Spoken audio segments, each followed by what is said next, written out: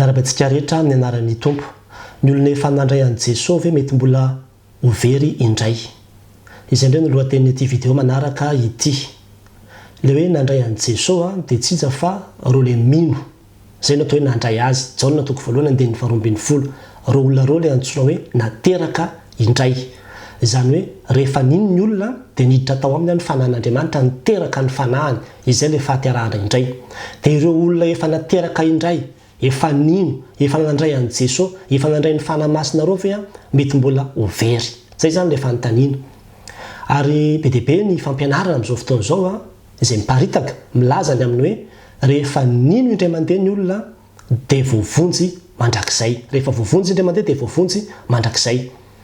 Ary le tenin'Andriamanitra amin'ny Jaona toko fahatelo andininy fahadimy folo moa niraisiny aminy hoe mba hanana fiainana mandrakizay izay rehetra mino azy. Ka hoe rehefa mino anao zany dia manana fiainana mandrakizay fa tsy niezaka ataonao, tsy niasa ataonao no andehananao makany an-danitra fa ny finoanao. Ka na nijangajanga ianao, na namono teny ianao, ninona nataonao na tsy nahabebaka ianao dia Jesosy no misolo vavanao rehefa tonga ny andro farany satria efa nino azy ianao dia izy no hamonjy ianao.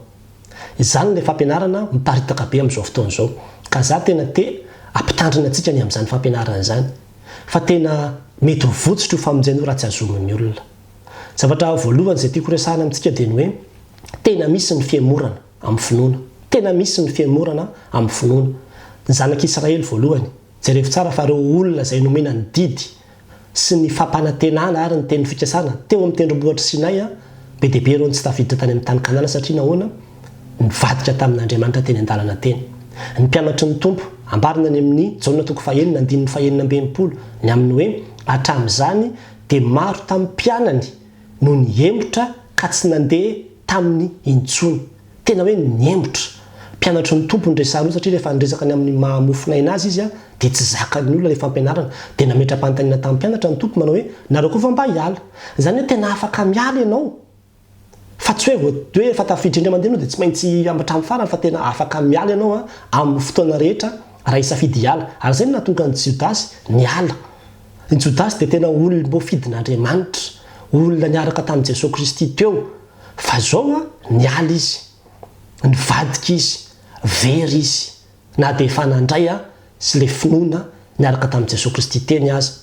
Dia ohatran'izay koa ny tenin'Andriamanitra ny amin'ny Timoty voalohany toko fahaenina andininy fahafolony aminy hoe ny fitiavam-bola azo ny fototry ny ratsy rehetra ary ny sasany izay fatra-pitady zany dia efa voavily niala tamin'ny finoana. Izany hoe le finoanan'i Jesosy Kristy dia nialany zany izay finoanan'i Jesosy Kristy izay ka nanindrona ny tenany tamin'ny alahelo be.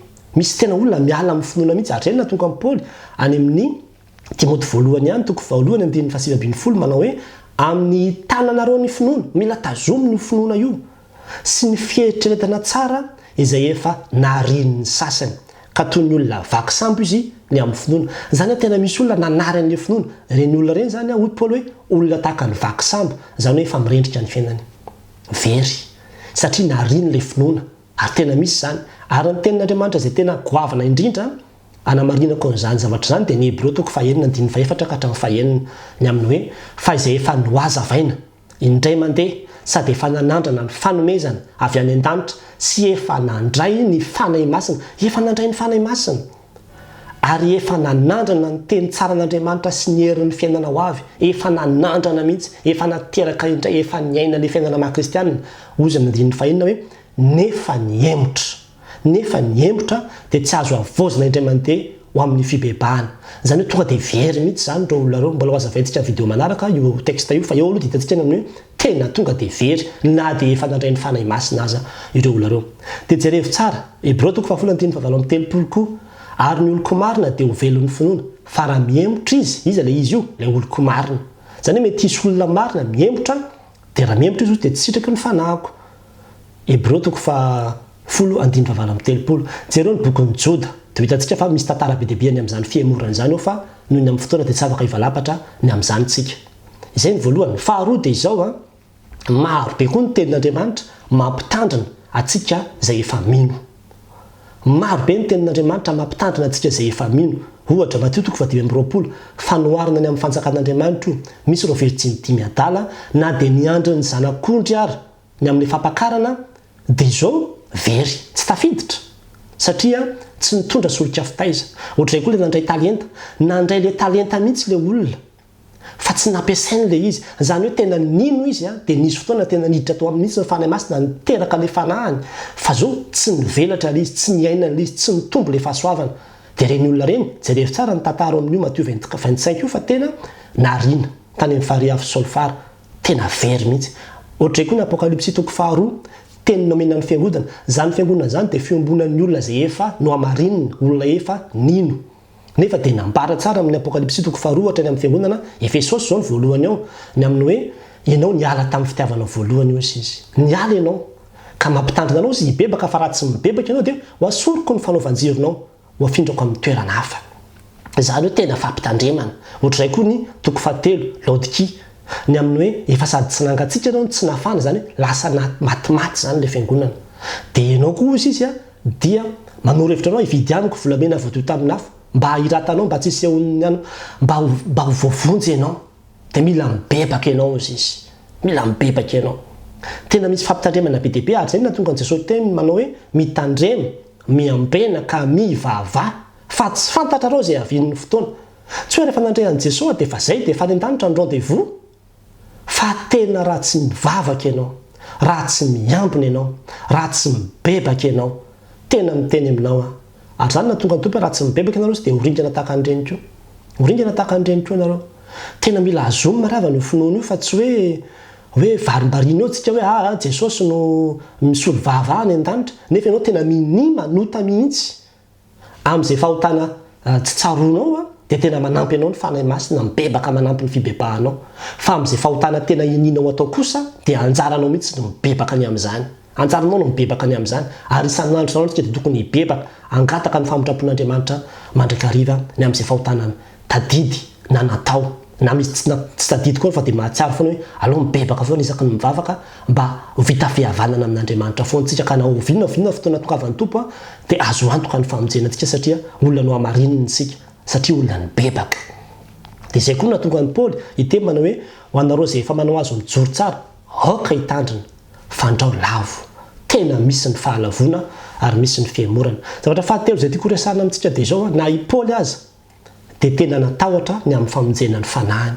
Hoy izy ny any amin'ny Korintiana voalohany toko 7:17 hoe fa asiako mafy ny tenako mangana andevoziko fandrao na dia efa nitory tamin'ny sasany azy ao dia ho lavina kosa ny tenako.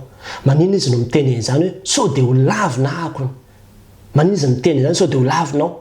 Tsy azo antoka ve zany ny famonjena azy nefa izy efa olona tena nino an'i Jesosy Kristy satria fantany ny amin'ny hoe mila mitandrina izy, mila azoniny zany finoana izany. Ary zay nahatonga ny tenin'Andriamanitra fa teny hoe raha saika tsy voavonjy ny marina aiza nisy ny raha tsy fanahy sy ny mpanota. Saika tsy voavonjy ny marina. Le olona zay efa no amarinina zany mbola saika tsy voavonjy. Tsy hoe tonga dia d'office voavonjy raha efa olona amarinina tamin'ny raha an'i Kristy fa mbola saika tsy voavonjy ny marina. Aiza nisy ny mpanota sy ny zany hoe tena azakazaka ny ravany ty makany an-danitra ty fa tsy hoe zavatra hoe gratuit be fotsiny hoe rehefa nandray an'i Jesosy androany dia efa na fitopolo taona raha vao maty dia tonga dia efa makany an-danitra fa tena mila miaza, tena misy zavatra be dehibe tokony ataonao anatiny ao. Ary resaka an'izay amin'izay aza zao ny amin'ity farany amin'ny hoe ilaina avahana tsara ny finoana sy ny asa. Misy olona manko miteny manao hoe finoana ny ahavoavonjy anao pastera fa tsy niezaka ataonao ny asa izay ataonao. Tsy zany mihitsy namonjena ny olona fa mpanota daholo ny olona. Mila avahana tsara ny fifandraisan'ny finoana sy ny asa. Somary lalindalina ty zavatra resako ty fa mila mihaino tsara tsika ahafahantsika mamantatra azy fa tena mila mitandrina ny tenin'Andriamanitra tsika raha teo any an-danitra.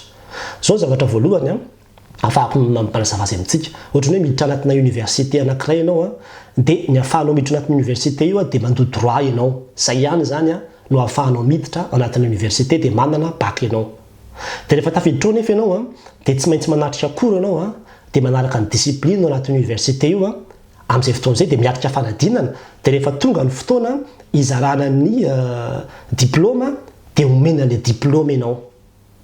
Dia ohatr'izay koa jerevy tsara ny tantara zanak'Israely amin'ilay tranon'ilay fiondana amin'ilay tabernakely rehefa tafiditra ao ny olona dia tsy maintsy mandalo amin'ilay altara akasia aloha. Dia rehefa vita ilay altara akasia vita teo ny fahotany voavony teo niaraka tamin'ilay biby dia tsy tonga dia mazakazaka izy mitsofoka makare amin'ilay tranon'ilay fiondana fa mbola misy aloha an'ilay koveta izay hanasana tanana sy ny tongotra dia rehefa voasasa ny tanana sy ny tongotra izay izy vao mahazo mitsofoka ary anatin'ilay tranon'ilay fiondana ny mpisorona. Dia inona ny dikan'izany? Ny finoana no ahafahantsika finoana ihany no ahafahantsika miditra ao anatin'ny fanjakan'Andriamanitra. Ny finoana ny famonjen'i Kristy tompony azo fijaliana izay ilay alitara kasy azo fijaliana io. Fa rehefa vita le izy, vita le famonjenana Jesosy tompony azo fijaliana, nino an'izay ianao niara-maty, niara-belona tamin'ny Kristy tompony azo tamin'ny fahafatesana sy ny fahavelomany dia efa tafiditra anatin'ny vahoakan'ny fanjakan'Andriamanitra ianao, tafiditra anatin'ny université ianao. Tsisy asa ataonao zany, tsisy asa ataonao zany fa finoana ny idiranao tao. Fa rehefa tafiditra tao kosa ianao dia tsy maintsy mianatra lesona ianao. Tsy maintsy manaraka ny fitsipika sy fandaminanao ianao ary tsy maintsy miatrika examen ianao. Fa raha tsy zany, tsy ho voarainao mihitsy ho satroboninahitra eo. Ary zay amin'izay hoe misy fitsapanao, misy zavatra maro isan-karazany ao ka nahatonga ny tompo iteny manao hoe hoalan'ny olona rehetra nareo noho ny anarako. Izy sy fankahalana, izy fanenjehana fa izay maharitra hatramin'ny farany no vonjena. Ireo le olona naharitra examen ireo no handray an'ilay famonjena, ilay satroboninahitry ny fiainana. Jereo daholo ny bokin'ny Apokalipsy ny tantara samihafa ao. Ny amin'ny hoe iza no mandray an'izany satroboninahitry ny fiainana zany, izay maharesy no ataoko mandova an'izany io izy. Zany hoe tena misy fanadinana, misy zavatra ary zay mahatonga ny tenin'Andriamanitra tena mandao hoe mandalo zao fiainana zao sy ny filany fa izay manao ny sitrapon'Andriamanitra no aharitra mandrakizay. Rehefa nino tafiditra fa iny finoko iny tsy maintsy misy asa koa takina amin'iny. Fa zany nambaran'ny tenin'Andriamanitra manao hoe izay manana ny dido ka mitandrina izany, izy no tia ary zay tia no tiany raiko ary zao koa tia azy ka iseho aminy. Dia mbola mafisina ny Apokalipsy toko 7:12 manao hoe indro ny faharetan'ny olona masina dia izay mitandrina ny didin'Andriamanitra sy ny finoana an Jesosy. Mitandrina ny didy sy ny finoana an Jesosy. Azomina ny finoana. Ary le izy tsy hoe ezaka ataonao zany tsy ezaka ataonao mihitsy tatokovanao ny an-danitra fa ny ezaka ataonao ny kely fa ilay finoana zay le famonjena zay noraisinao iny dia zao azominao iny amin'ny fakatoavanao ny tenin'Andriamanitra. Iny le fakatoavanao ny tenin'Andriamanitra iny le fisasanao amin'ilay koveta misy rano satria ny tenin'Andriamanitra dia hoarina tahaka andrano zay hidiovantsika isanandro zay tsika afaka mitsofoka ao anatin'ny taberna kely io amin'ilay fanatrihan'Andriamanitra any an-danitra. Raha teo any an-danitra sika fa na dia efa vita raha ny famonjen'i Kristy tompony azo fijaliana raha tsy nisasa tamin'ny koveta io le olona tsy afaka tonga dia miditra makany amin'ilay taberna kely mihitsy. Dia tahaka izany koa tsika na dia efa nino azy ianao fa niara-maty tamin'ny Kristy tompony azo fijaliana ny amin'ny fahotana sy ny faharatsianao mety mbola hanota ihany ianao mandra-pahatonganao any an-danitra dia izay tsy maintsy isasanao isanandro amin'ny rano io amin'ny fibebahana ka raha fa tsy nisasa ianao tsy ho tafiditra any ianao. Rehefa tsy nibebaka ianao tsisy toerana ho an'izany ihany. Masina ny lanitra ka ny ota tsy ho tafiditra any. Fa zay rehetra tonga ao dia tsy misy petina, ny ota tsy ho tafiditra any. Aleo ry havana tena mieritreritra ny amin'ny hoe miezaka ao ambany fahasoavan'Andriamanitra amin'ny manampy antsika. Ny finoana an'Andriamanitra sy ny fahasoavan'Andriamanitra amin'ny manampy antsika amin'ilay ezaka izay ataontsika fa tsy hoe vitan'ny ezaka fotsiny io fa tena misy finoana sy fahasoavana manampy antsika hanaovantsika ny sitrapon'Andriamanitra dia izay no ahafahantsika makany an-danitra. Aleo miezaka dia matahotra hoe sao dia tsy ho voavonjy toy izay tonga dia efa mieritreritra hoe zahay efa voavonjy dia efa tsy mivaky loha intsony fa dia efa mandeha ho azy amin'izao fotsiny ilay fiainana. Tena mila mitandrina antsika. Raha ny valiny zany dia hoe tena mety ho very ny olona raha ohatra ka tsy azominy ilay finoana, raha tsy azominy ilay famonjena na dia efa noraisiny azy. Ary zay nahatonga ny tompo iteny manao hoe ianareo koa mba hiala. Ianao izay mahazo an'izao vidéo zao aza miala, azo mafy ny finoanan'i Kristy ary isanandro maraina hariva mibebà mandraiky hariva.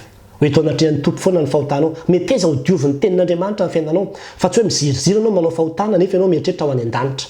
Sao dia ho diso fanantenana fa io tsisy hiverenana zany koa rehefa lasa any an-danitra dia hiverina hanao correction fa rehefa tonga any ianao dia zay tapitra. Ka mila mitandrina antsika fa tsy marina mihitsy ny hoe rehefa voavonjy indray mandeha dia voavonjy mandrakizay zany. Ho an'Andriamanitra ny voninahitra. Amen.